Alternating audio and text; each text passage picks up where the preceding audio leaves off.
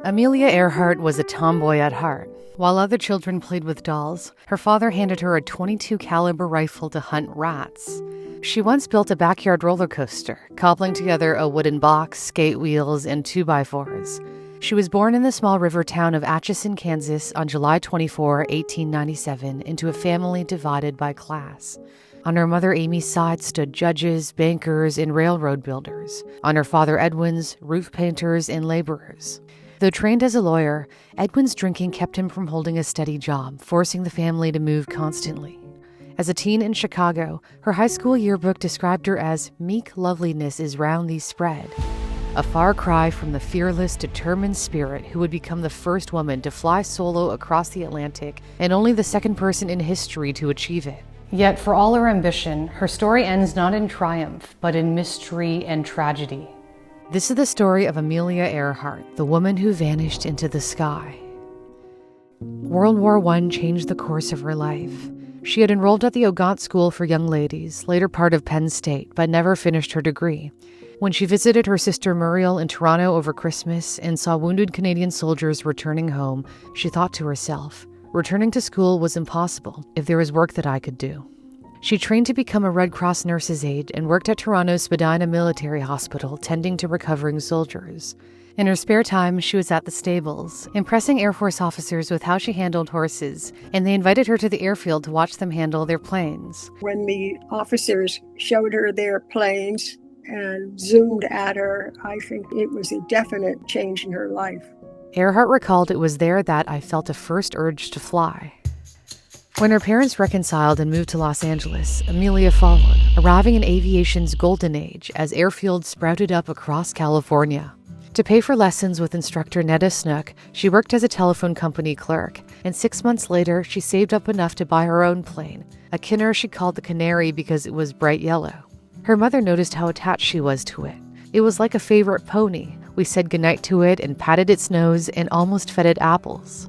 She tried returning to academics in the hopes of becoming a doctor, but dropped out of Columbia because she couldn't afford tuition. Neither could she afford an engineering degree from MIT without a scholarship. But the one doorway that stayed open to her was the sky. After her parents finally divorced, she and her mother moved to Boston to live with her sister, where she worked as a social worker at Denison House, teaching English to Syrian and Chinese immigrants. She joined the Boston chapter of the National Aeronautic Association and became a director at the new Denison Airport in Quincy, helping decorate the hangar and handle PR when it opened in 1927. That year, aviation changed forever.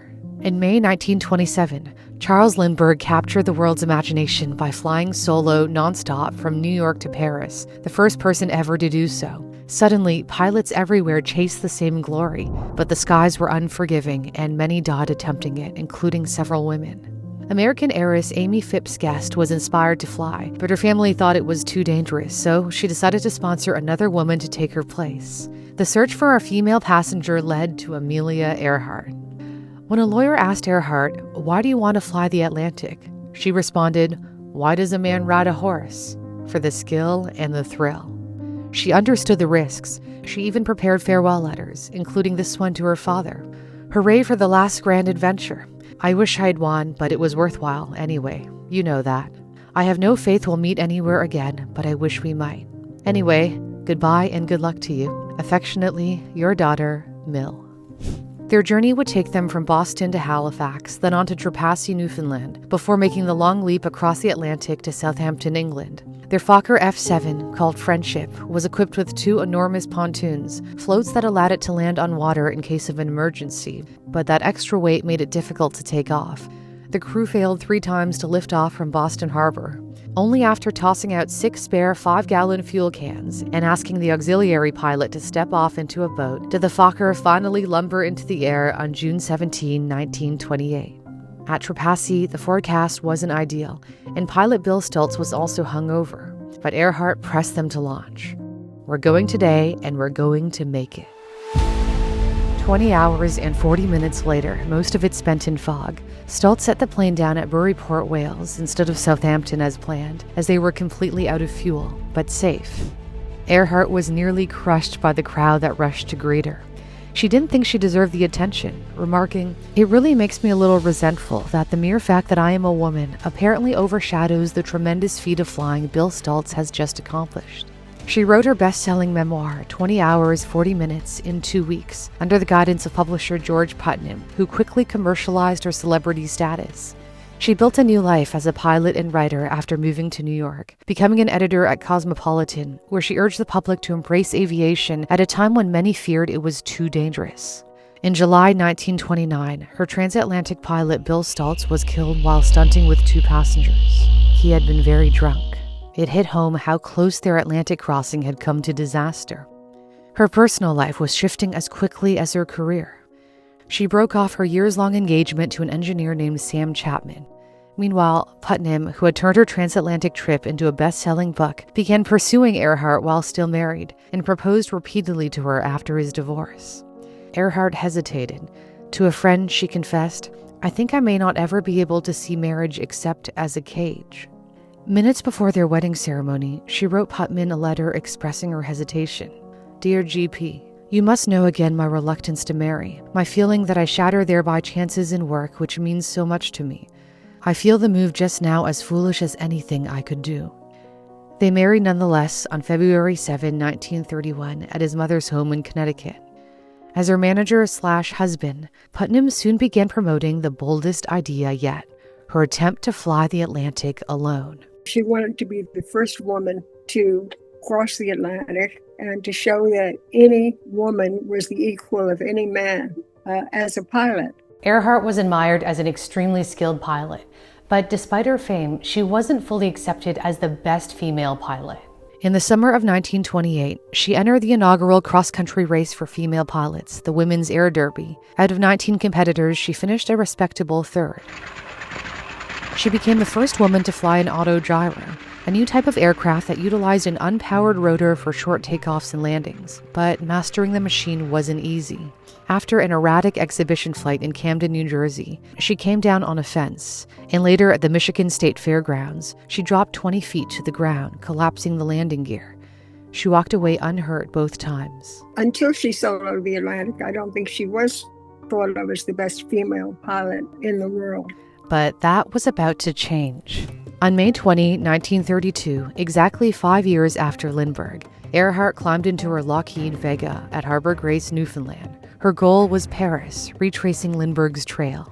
Almost immediately, trouble struck. An hour after takeoff, her altimeter failed, leaving her with no way to measure how high she was above the ocean. At first, she relied on her sight to gauge the altitude, but as the weather got worse and darkness set in, she had to improvise. By adjusting the engine's fuel-air mixture and listening, she relied on sound as a cue. If the engine sputtered, she was in denser air, too close to the waves. If it ran smoothly, she was at a safer, higher altitude. Then came the storm clouds. When ice formed on the plane, she dove into warmer air, melting the ice to regain control. Icing forced her to fly low, sometimes just above the waves. Exhausted but determined, she pressed on. Strong headwinds killed any chance of Paris, so she diverted to Ireland.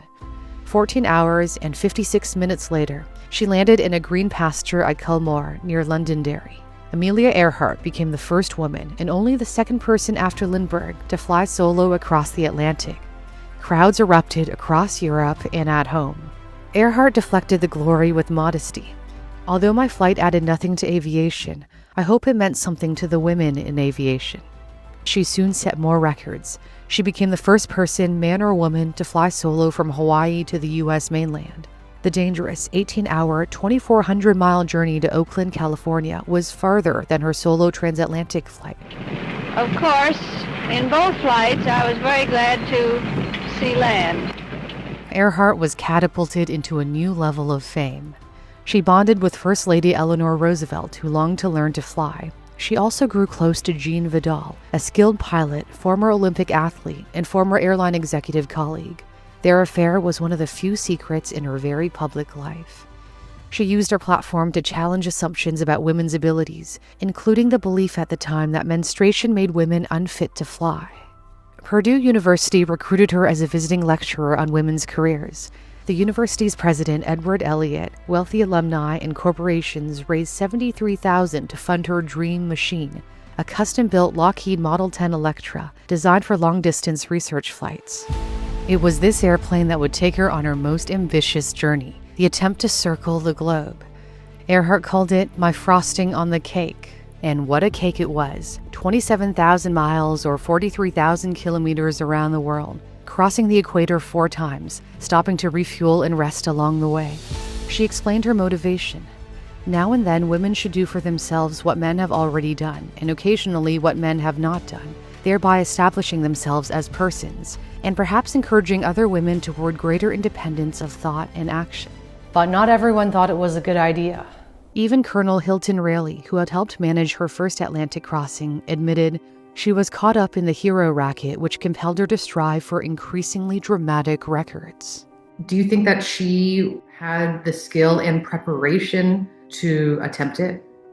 Well, yes, I do. She took off from Oakland, California in March 1937 with navigator Fred Noonan, co-navigator Harry Manning, and technical advisor Paul Mance. Manning and Mance were temporary crew. Only Noonan would fly the whole way with her. But disaster struck on the second leg when Earhart crashed while leaving from Honolulu, which he blamed on a weakened gear from Mance's earlier hard landing.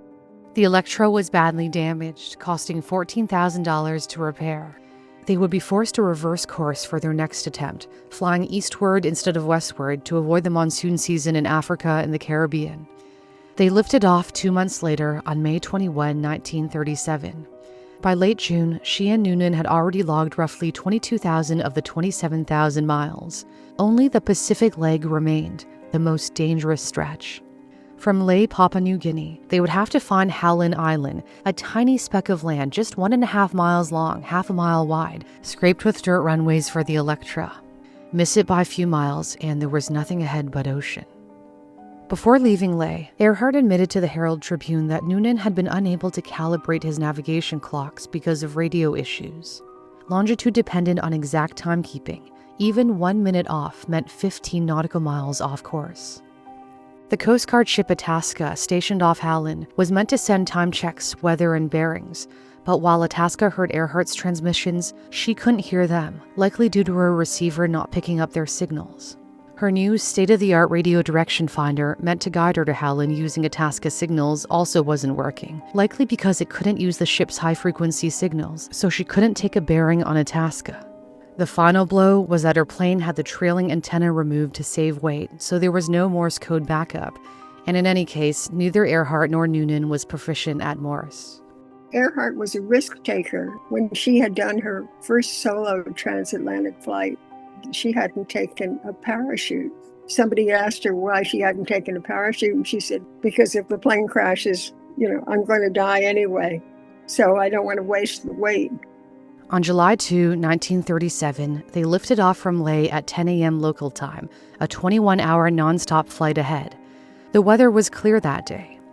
Hours later, Earhart's voice crackled over the radio. "We are on the line of position 157-337. We are running north and south." They believed they'd reached Howland's longitude and were searching north and south, but they never made it to the island. When they missed their arrival, the Itasca began searching immediately. Soon the Navy joined in, sweeping an area of 150,000 square miles, the size of Spain and Portugal combined. Nothing was ever found. Naval pilots concluded that the Electra sank quickly, and Earhart and Noonan likely never made it onto their life raft. Amelia Earhart vanished into the Pacific, leaving behind one of history's greatest mysteries.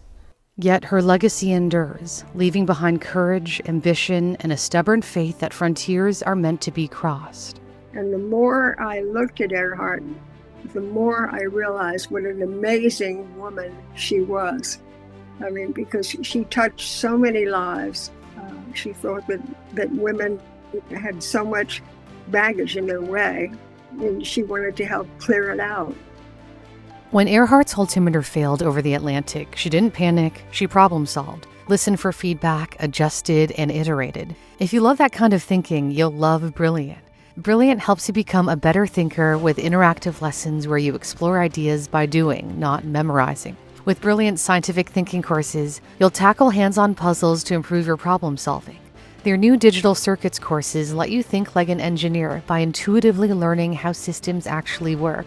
Brilliant's updated math courses focus on the most useful concepts in algebra and calculus. You can even explore topics like AI and programming, making Brilliant the perfect place to learn new skills and grow in your career. What I love is how easy it is to make learning Brilliant a daily habit. Just 5 or 10 minutes a day on your phone or computer, and you'll be amazed at how much you've absorbed over time. To start learning for free, head to brilliant.org/newsthink or scan the QR code. That's brilliant.org/newsthink. The link is in the description. And Brilliant is giving Newsthink viewers 20% off an annual premium subscription with unlimited access to thousands of lessons. Thanks for watching. For Newsthink, I'm Cindy Pom.